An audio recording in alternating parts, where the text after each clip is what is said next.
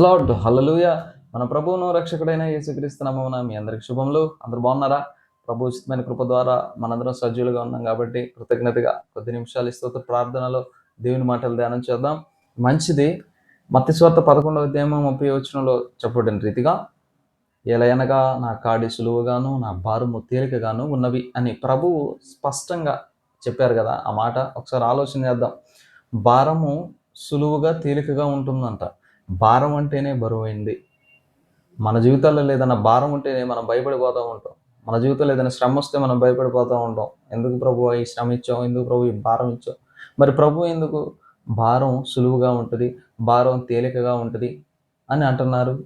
అంటే మనకు ఉన్నటువంటి ఎలాంటి శ్రమ అయినా, ఎలాంటి భారం అయినా అది సులువు అవ్వాలంటే, అది తేలిక అవ్వాలనంటే, అది బరువు లేనిదిగా అవ్వాలనంటే మనకి ప్రభువు తోడుండాలి.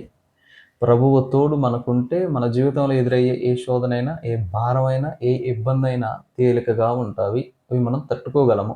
వాటి నుంచి ఈజీగా బయటపడగలిగేటువంటి శక్తిని ప్రభువు దయచేస్తాడు. అది ఆ మాటల యొక్క ఉద్దేశం. ఈ మాటలు ఎవరికి అర్థమవుతాయనంటే సంఘంలో సభ్యులుగా ఉన్న వాళ్ళకి అర్థం కాదు. సంఘంలో సభ్యులు అంటే ఏంటి? రాగానే ఐడి కార్డు ఇచ్చితే సభ్యత్వమే. ఎవరికి అర్థమవుతాయి అని అంటే శిష్యులుగా ఉన్న వాళ్ళకి అర్థమవుతాయి. శిష్యులుగా ఎవరు ఉంటారు?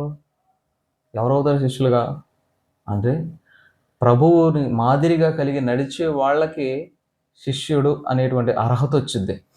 దైవజనుని మాదిరిగా కలిగి నడిచేటువంటి వారికి శిష్యత్వం రాదు. గమనించాలి. యేసుని మాదిరిగా తీసుకున్నాడు, అప్పుడు శిష్యత్వంలోకి వస్తున్నాడు. అదే ప్రభు కోరుకునేది కూడా. వారికి ఈ మాటలు అర్థమవుతాయి. కాబట్టి మనందరం కూడా అలాంటి గొప్ప కృప పొందుకుందాము గాక. ఆమేన్.